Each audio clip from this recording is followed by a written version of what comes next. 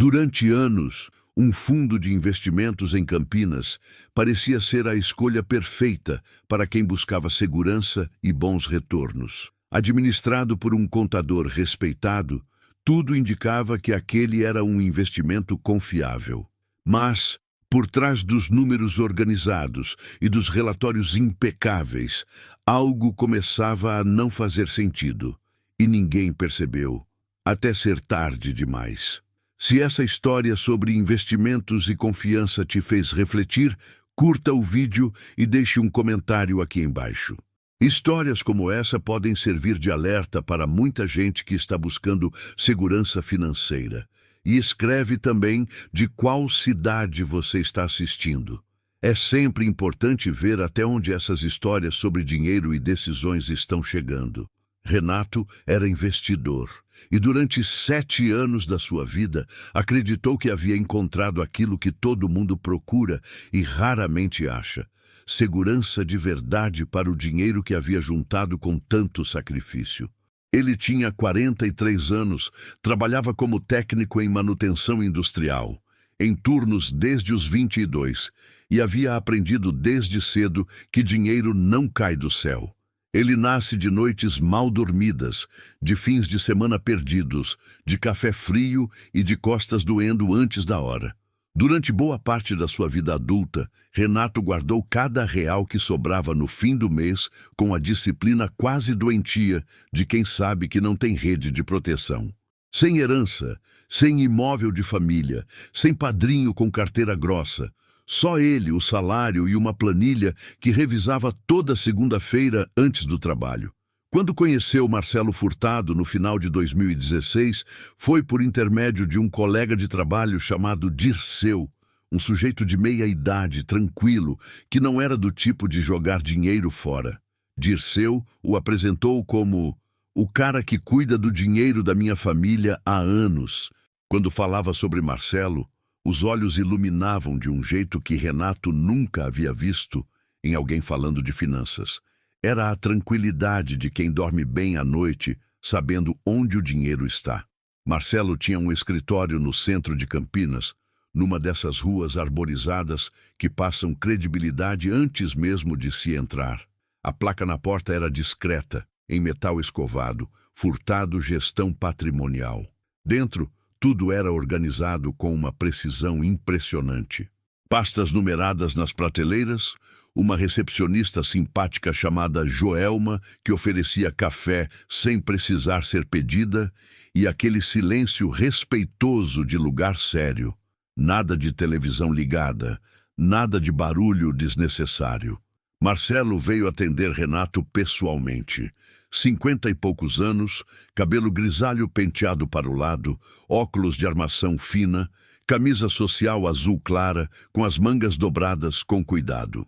Tinha uma voz pausada, de quem estava acostumado a explicar coisas complexas de maneira simples, e olhava nos olhos com uma atenção que fazia qualquer pessoa se sentir a única que importava naquele momento.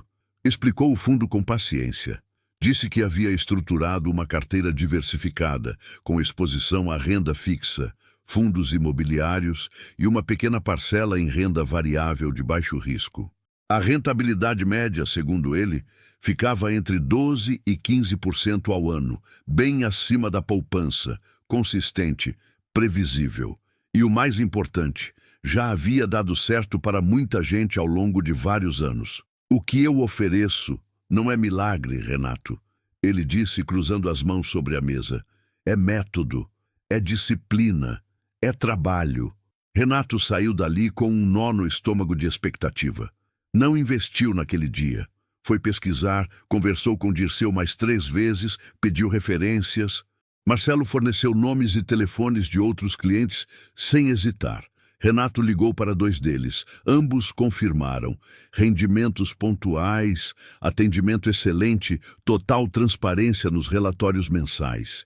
Em março de 2017, Renato transferiu R$120 mil para o fundo de Marcelo Furtado. Foi o começo de tudo. Os primeiros meses foram exatamente como prometido. Todo dia 1º, sem falta, Renato recebia por e-mail um extrato detalhado com a posição da sua carteira. Os números cresciam de maneira discreta, constante, como água enchendo uma bacia, sem ondas, sem sustos. Quando o mercado despencava por alguma crise política ou instabilidade econômica, Marcelo mandava uma mensagem antes mesmo de ser perguntado, explicando o que havia acontecido e por que a carteira havia sido protegida por ter uma estrutura mais conservadora. Essa antecipação desarmava completamente qualquer preocupação. Todo investidor tem medo do silêncio do gestor em momentos ruins. Marcelo nunca deixava esse silêncio existir. Ele aparecia exatamente quando o investidor estava prestes a se preocupar, com uma explicação clara, um gráfico comparativo e uma frase que repetia com variações sutis. É para isso que existe gestão profissional, para proteger o que você levou anos para construir. No final do primeiro ano, a aplicação de Renato havia crescido 14,3%. Ele calculou e recalculou. Era real. Ligou para Dirceu empolgado. O amigo riu do outro lado da linha. Te falei, Renato. O Marcelo é diferente. A partir daí, algo em Renato mudou. Ele começou a se sentir parte de um grupo seleto, aquele grupo de pessoas que havia encontrado o caminho certo, enquanto os outros ainda tropeçavam em fundos de banco com taxas absurdas ou perdiam dinheiro em aplicações que não entendiam. Havia um orgulho discreto nisso, quase vergonhoso de admitir, mas real. Ele havia feito a escolha certa. Em 2018, aumentou a posição no fundo. Transferiu mais R$40 mil, chegando a 160 mil investidos. Sua esposa, Cristiane, que sempre foi mais cautelosa, olhou para os extratos e ficou em silêncio por um longo momento. Parece bom demais, ela disse finalmente. Parece, mas é real, Renato respondeu mostrando os relatórios. Ela não disse mais nada, mas dobrou o extrato antes de devolvê-lo, como se guardasse algo na memória. Naquele mesmo ano, outros 3 conhecidos de Renato entraram no fundo por indicação dele. Sua cunhada Patrícia, que havia recebido uma indenização trabalhista e não sabia o que fazer com o dinheiro. O Gilmar, seu vizinho aposentado, que vivia preocupado com a desvalorização da poupança. E a dona Sônia, mãe do Dirceu, que aos 72 anos tinha juntado o dinheiro da venda de um terreno pequeno no interior. Renato os apresentou a Marcelo pessoalmente. Ficou orgulhoso quando o contador os atendeu, com a mesma atenção dedicada que havia dispensado a ele. Saíram do escritório os 4 juntos, tomaram um café na padaria, ali perto, e Dona Sônia disse que havia gostado muito do moço educado. Naquele momento, sem perceber, Renato havia se tornado parte do esquema, não como cúmplice, mas como propagador. Um vetor de confiança, e ele não fazia a menor ideia. Foi em 2019 que o primeiro sinal apareceu. E como quase todos os primeiros sinais, passou despercebido na hora. Renato havia tentado fazer um resgate parcial de R$20 mil para cobrir a entrada de um carro que sua filha precisava para começar a trabalhar num emprego novo. Era uma quantia razoável, menos de 15% do que tinha aplicado.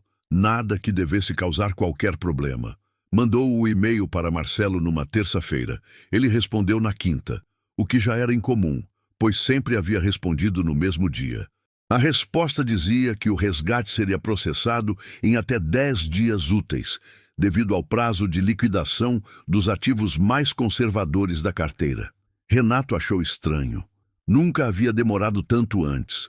Mas 10 dias úteis era um prazo que cabia dentro do razoável em fundos de investimento. Ele sabia disso. Então esperou. O dinheiro caiu na conta no 11º dia útil. Um dia de atraso, mas caiu. Renato respirou fundo e não disse nada. Afinal, era um valor que precisava urgentemente. E havia chegado. O que ele não sabia era que, 3 meses antes desse episódio, o Gilmar havia tentado resgatar uma quantia semelhante e também havia esperado. E, segundo contaria muito depois, havia recebido um telefonema de Marcelo sugerindo que, do ponto de vista estratégico, seria melhor aguardar mais um pouco para não prejudicar o rendimento anual. O Gilmar havia esperado. Renato havia esperado e Marcelo havia ganhado mais tempo. Naquele mesmo ano, Renato soube por Dirceu que o fundo havia crescido consideravelmente. Marcelo tinha, segundo os números que compartilhava em reuniões informais com os clientes mais antigos, mais de 40 investidores ativos. O volume total sob gestão, ele dizia com discrição, ultrapassava 8 milhões de reais. 8 milhões, em Campinas, num escritório pequeno e numa placa de metal escovado. Renato deveria ter feito perguntas diferentes naquele momento. Deveria ter perguntado onde exatamente esse dinheiro estava depositado, quais os nomes dos fundos ou títulos, qual o número de registro na CVM, se havia auditoria externa, se existia um custodiante independente. Não perguntou nada disso. Perguntou quando ia sair o próximo relatório. A pandemia chegou em março de 2020 e jogou o mundo financeiro num caos que ninguém havia visto em décadas. O Ibovespa desabou. Empresas fecharam. A taxa de desemprego explodiu. E, para a total surpresa de Renato, o fundo de Marcelo Furtado encerrou o ano com rentabilidade positiva de 8,7%. 8,7% positivo num ano em que o mundo estava de joelhos. Quando recebeu o extrato de dezembro de 2020, Renato ficou olhando para os números durante vários minutos, não de desconfiança, de admiração. Mandou mensagem para Marcelo, parabenizando. Ele respondeu com uma frase curta e modesta. É para isso que existe estratégia de longo prazo, Renato. Boa virada de ano. Dirceu ligou eufórico. Você viu? 8,7 positivo, enquanto todo mundo sangrou. Vi, Renato respondeu. Incrível. Esse homem é um gênio, Renato, um gênio. Mas olhando para trás com os olhos de quem já sabe o que aconteceu, é possível entender o que aquele número representava de verdade. Não era genialidade, era impossibilidade.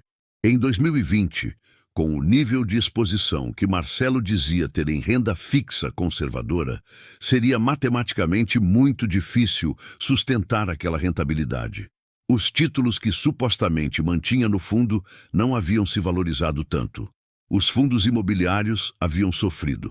A renda variável, mesmo os papéis mais sólidos, havia despencado no primeiro semestre. Aquele 8,7 não era real. Era o número que Marcelo precisava mostrar para manter a confiança dos investidores. Era o número que havia calculado como suficiente para parecer crível, mas não exagerado a ponto de levantar suspeitas.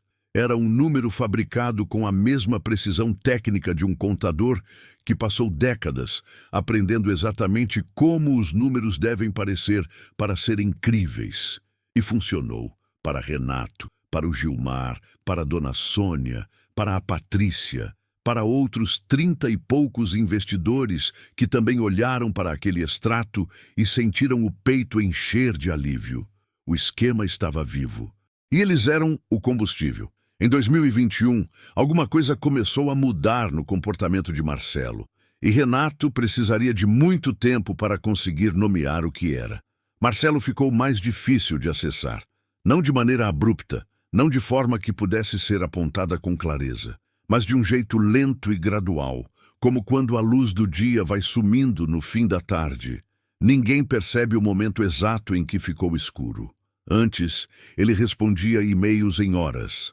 Passou a responder em dias. Antes, as reuniões presenciais aconteciam facilmente mediante agendamento. Passaram a exigir mais antecedência e, às vezes, eram remarcadas na última hora com justificativas plausíveis. Uma viagem de negócios, uma consulta médica, um compromisso inadiável. Os relatórios mensais continuaram chegando, mas Renato começou a notar que eram ligeiramente mais genéricos. Antes, detalhavam as posições, os ativos, as movimentações. A partir de meados de 2021, passaram a usar mais linguagem narrativa, parágrafos explicando o cenário macroeconômico, gráficos de índices gerais, e menos tabelas específicas com nomes de papéis e valores exatos. Foi Cristiane quem apontou aquilo.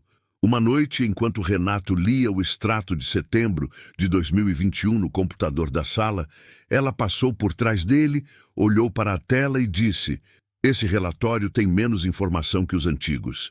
Ele pausou, olhou para ela. Ela já havia seguido em frente, estava na cozinha. "Como assim?" ele perguntou. "Antes tinha o nome dos fundos, agora só tem gráfico bonito." Renato foi buscar um relatório antigo, de 2018. Comparou os dois lado a lado. Ela tinha razão. Naquele momento, algo que havia estado adormecido dentro dele acordou. Não era pânico, não era certeza de nada. Era apenas uma inquietação fina, como o som de um alarme distante que não se consegue identificar se é real ou se é sonho. Ligou para Dirceu no dia seguinte. O amigo minimizou. "Deve ser mudança de formato, Renato. Às vezes os sistemas mudam. Você viu o rendimento? Continua ótimo." Mas Renato não conseguia largar aquilo. Passou 2 dias pensando e numa quinta-feira à noite abriu o site da CVM, a Comissão de Valores Mobiliários, e procurou pelo nome de Marcelo Furtado e pelo nome do fundo. O que encontrou não era uma resposta clara. Era, de certa maneira, pior que isso. Não encontrou nada. Nenhum registro de fundo com aquele nome. Nenhuma habilitação de gestor de investimentos para o CPF que constava nos documentos que Marcelo havia enviado. Renato ficou olhando para a tela por um tempo que não sabia medir. Depois, fechou o computador, foi tomar um copo d'água e ficou de pé na frente da janela, olhando para a rua vazia lá embaixo, com a sensação de que o chão havia se movido imperceptivelmente sob seus pés. Não disse nada para Cristiane. Ainda não. Renato precisou de 3 semanas para agir. 3 semanas em que dormiu mal, trabalhou distraído e mentiu para a esposa dizendo que estava cansado do serviço. Durante esse período, fez pesquisas mais aprofundadas. Encontrou o CNPJ da empresa de Marcelo e o consultou na Receita Federal. Existia, estava ativo, enquadrado como escritório de contabilidade e consultoria financeira. Não como gestora de fundos, não como administradora de investimentos. Escritório de contabilidade. Contabilidade, não gestão de investimentos. Quando essa distinção se tornou nítida, foi como se alguém houvesse virado as luzes de um ambiente que Renato havia explorado às cegas durante anos. De repente, ele conseguia ver as paredes, e elas não estavam onde imaginava. Marcou uma reunião com Marcelo, disse apenas que queria conversar sobre a carteira. O contador agendou para dali a 10 dias, o prazo mais longo que já havia acontecido. Remarcou uma vez e finalmente recebeu Renato numa tarde de terça-feira em outubro de 2021. O escritório estava o mesmo. Joelma estava lá. O café foi oferecido. Mas Marcelo parecia diferente. Não na aparência. Ainda havia a camisa social, os óculos de armação fina, o cabelo penteado. Era algo nos olhos. Uma tensão levíssima na mandíbula. Uma atenção calculada demais, como a de alguém que já sabe o que vai ser perguntado e já preparou as respostas. Renato perguntou diretamente sobre o registro na CVM. Marcelo não piscou. Respondeu que o fundo operava sob uma estrutura de parceria contratual, que havia um gestor, habilitado como sócio majoritário no back-office, que ficava em São Paulo, e que, tecnicamente, a gestão dos ativos era feita por esse sócio. Ele, Marcelo, era o intermediário, o gestor de relacionamento, o rosto local do negócio. "Posso ter o nome e o registro desse sócio?" Renato perguntou. Pausa, breve, mas real. "Vou te mandar por e-mail ainda hoje", Marcelo disse. O e-mail chegou 3 dias depois. Tinha um nome, Rafael Mourão, e um número que parecia um registro profissional. Quando Renato tentou verificar aquele número na CVM, não correspondia a nenhum gestor ativo com aquele nome. A compreensão começava a se formar com clareza dolorosa. Não era apenas descuido, não era apenas informalidade, era construção deliberada. Era a criação cuidadosa de uma fachada com camadas suficientes para que qualquer pergunta pudesse ser respondida com outra camada, e que a investigação de cada camada levasse tempo suficiente para que o esquema sobrevivesse mais um mês, mais um trimestre, mais um ano. Renato foi ao banco. Conversou com um gerente de investimentos que conhecia. Mostrou os extratos de Marcelo sem identificar a fonte. O gerente ficou em silêncio enquanto lia. Passou as páginas devagar e então olhou para Renato com uma expressão que ele nunca iria esquecer. Não era de surpresa, era de reconhecimento. Esses números são muito regulares, o gerente disse. Regulares demais. Mercado financeiro não funciona assim. Nem os melhores gestores do país conseguem essa consistência por esse tempo. Isso significa o quê? Renato perguntou, mesmo sabendo a resposta. Significa que ou esses números são reais e você encontrou o santo graal das finanças, o gerente fez uma pausa, ou alguém está fabricando esses extratos. Renato saiu do banco com R$ 182 mil na cabeça, que era o saldo que o último extrato de Marcelo mostrava. R$ 182 mil, que talvez não existissem em lugar nenhum, além de um arquivo PDF gerado por alguém que havia aprendido exatamente como números devem parecer para serem acreditados. O que aconteceu a seguir aconteceu rápido, da maneira que os colapsos sempre acontecem, devagar por muito tempo e então de uma vez. Em novembro de 2021, o Gilmar ligou para Renato. Havia pedido o resgate total, toda a sua aplicação, que estava em torno de R$ 98 mil, porque precisava ajudar a filha a comprar um apartamento. Marcelo havia dito que o resgate de um valor tão grande precisaria de 30 dias úteis para ser processado sem prejudicar o rendimento da carteira. 30 dias úteis. 1 mês e meio. O Gilmar estava nervoso, mas ainda acreditava. Ainda achava que era protocolo. Renato não acreditava mais em nada. Ligou para Patrícia, sua cunhada. Ela tinha 140 mil aplicados e não havia tentado nenhum resgate recente. Ligou para Dirceu. O amigo estava tranquilo, havia feito resgates pequenos ao longo dos anos e todos haviam caído normalmente. Mas quando Renato perguntou se ele sabia de alguém que havia tentado resgatar o valor total, Dirceu ficou quieto por um momento. Nunca precisei, ele disse. Eu sei, mas você conhece alguém que tentou? Silêncio. Não, ele admitiu. Renato foi ao Procon, foi ao Ministério Público. Levou os extratos, os contratos que Marcelo havia feito assinar, documentos genéricos, cheios de cláusulas vagas, sem referências a fundos registrados ou ativos específicos. Um advogado que atendeu numa das triagens do MP olhou para os papéis e disse com uma voz neutra: "Isso tem características de esquema fraudulento. Precisa de investigação formal."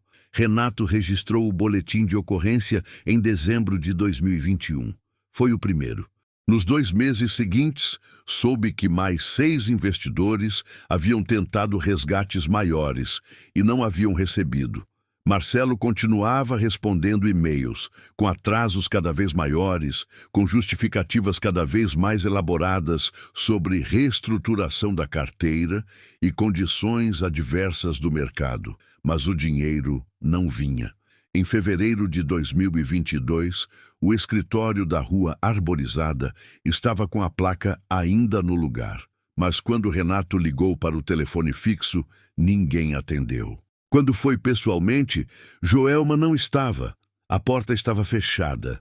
Uma vizinha de escritório disse que Marcelo havia saído numa viagem de negócios havia mais de uma semana.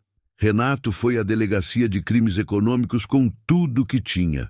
Levou outros 4 investidores consigo. O delegado que os atendeu era um homem de meia idade, experiente, que ouviu tudo com atenção, sem interromper. Quando terminaram, ele ficou olhando para os documentos espalhados sobre a mesa e disse: "Isso é um esquema Ponzi, clássico. Os rendimentos dos antigos eram pagos com o dinheiro dos novos entrantes. Quando parou de entrar dinheiro novo suficiente, o sistema travou. Esquema Ponzi. A palavra que Renato havia lido em livros sobre mercado financeiro, que havia associado a fraudes americanas dos anos 1920 e ao caso Madoff, que jamais havia imaginado que poderia estar vivendo a 15 minutos de casa, num escritório discreto com placa de metal escovado. Marcelo Furtado foi localizado em Ribeirão Preto 3 semanas depois, hospedado num apartamento alugado pelo nome de uma empresa de fachada. Quando a polícia civil bateu na porta, ele estava de pijama, com um notebook aberto na cama e 3 celulares na mesa de cabeceira. Não reagiu, não tentou fugir. Sentou na beira da cama, olhou para os policiais e disse apenas: "Eu sei", 2 palavras. "Eu sei", como se houvesse estado esperando por aquele momento há muito tempo. Como se a prisão fosse de alguma maneira torta e trágica. Um alívio. O processo foi longo. Durou mais de 1 ano e meio até a sentença. Nesse período, a investigação revelou uma estrutura que era simultaneamente sofisticada e brutalmente simples. Marcelo nunca havia criado um fundo de investimentos de verdade. Nunca havia contratado nenhum gestor em São Paulo. Nunca havia comprado um único título de renda fixa com o dinheiro dos investidores. O que existia era uma conta bancária, pessoa jurídica em nome da empresa dele, a mesma empresa de contabilidade que funcionava há anos, e um software de criação de PDFs que havia comprado por R$ 1.200 num site americano. Com esse software, ele gerava os extratos mensais, escolhia os números, calculava a rentabilidade que fosse suficiente para parecer crível, mas não exagerada a ponto de levantar suspeitas. Imprimia ou enviava por e-mail e esperava. O dinheiro novo que entrava era usado para pagar os resgates dos que pediam.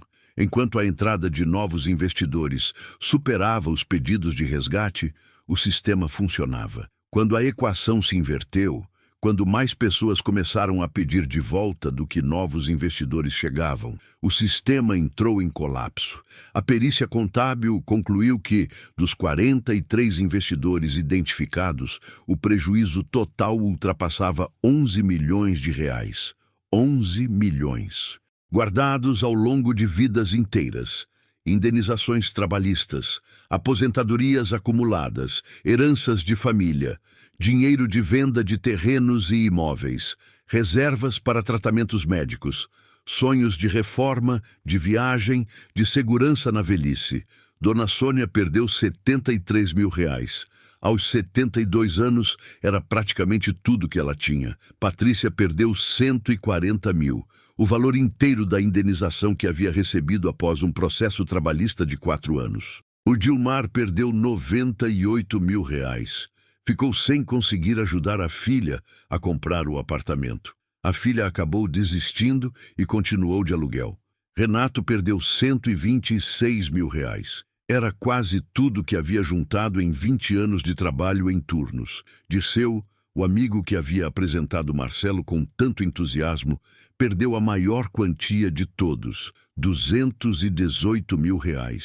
Havia reinvestido repetidas vezes ao longo dos anos, convencido de que estava construindo uma aposentadoria sólida. Havia indicado a própria mãe, havia indicado Renato. Ninguém conseguia imaginar o que Dirceu sentiu quando entendeu isso. Marcelo Furtado foi condenado a 11 anos e 3 meses de reclusão por estelionato qualificado, gestão fraudulenta e crimes contra o sistema financeiro nacional. Na audiência de sentença, Renato estava presente. Viu quando o juiz leu a condenação. Viu quando Marcelo, ainda de camisa social, ainda com os óculos de armação fina, ainda com o mesmo cabelo penteado, fechou os olhos por um segundo, como se estivesse absorvendo um golpe que havia sabido que viria.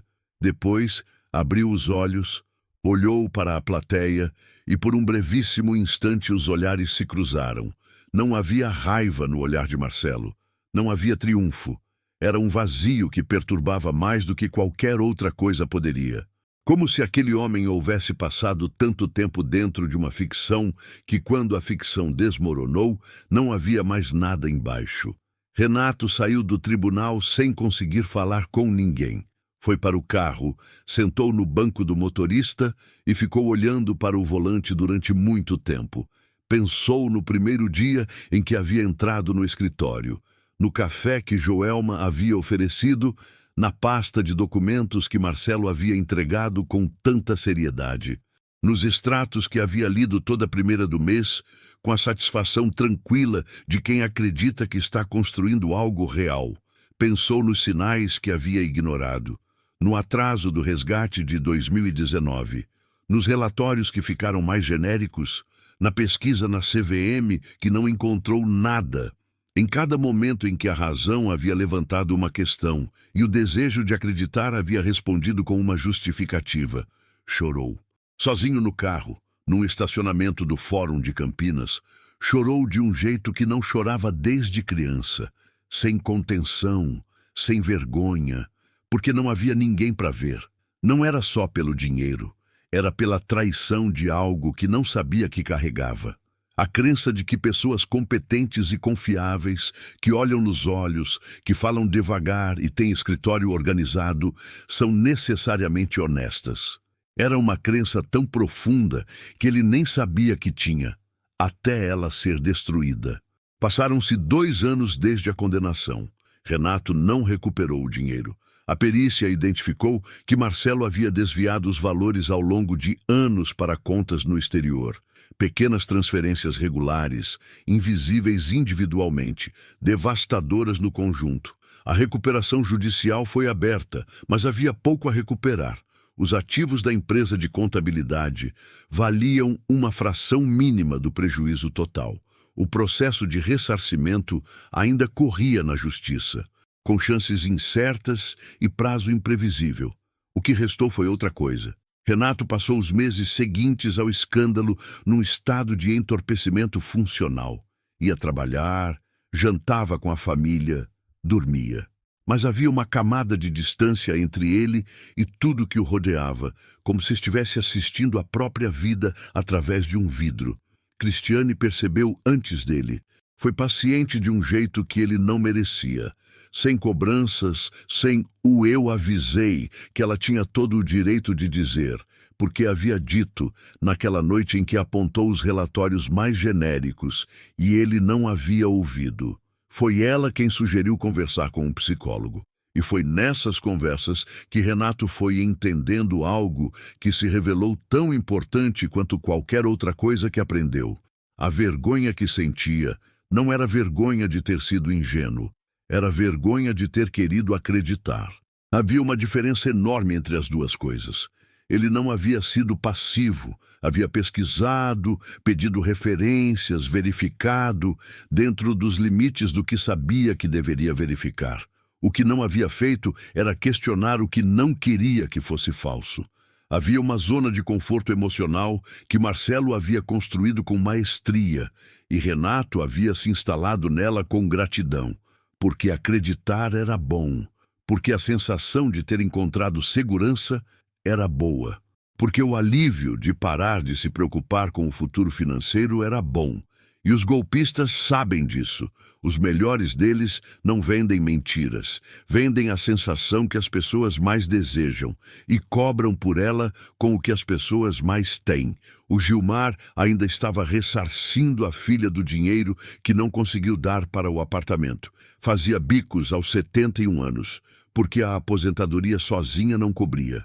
Ainda cumprimentava bem quando se cruzavam nas ruas do bairro. Ainda ria, mas havia um cansaço nos olhos que não estava lá antes de 2022. Dona Sônia faleceu no ano seguinte, aos 74 anos. Causas naturais, disseram os médicos. Mas quem a conhecia bem dizia que ela nunca mais havia sido a mesma depois de saber que havia perdido o dinheiro da venda do terreno. Que passou os últimos 2 anos preocupada com não querer ser um peso para os filhos. Patrícia recomeçou do zero.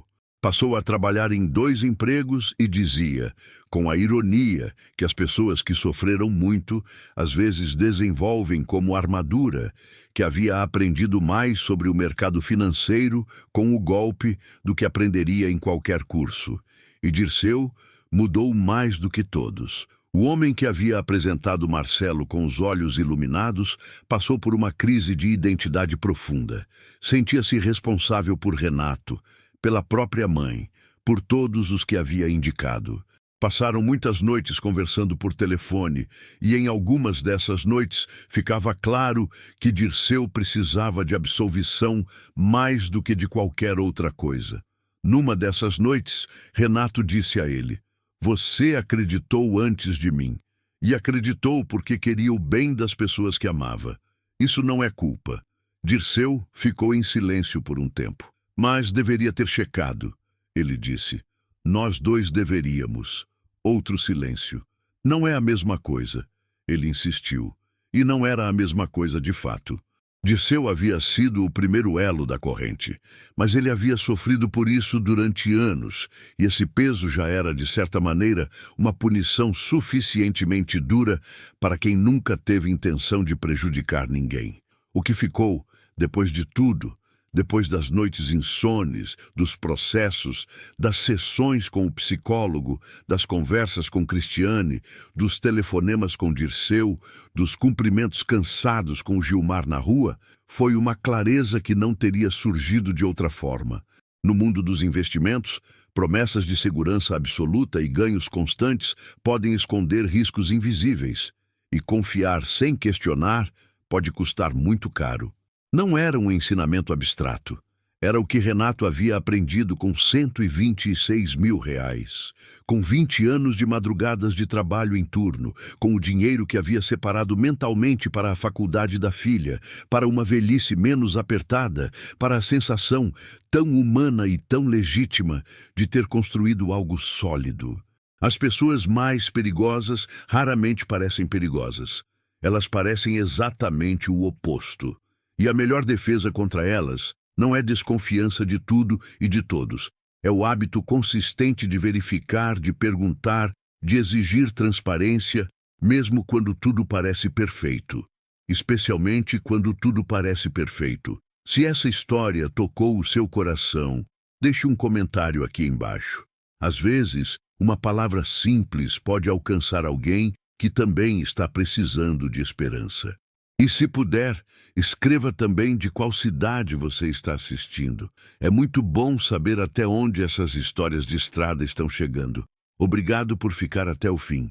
Que Deus acompanhe cada um de vocês na estrada da vida.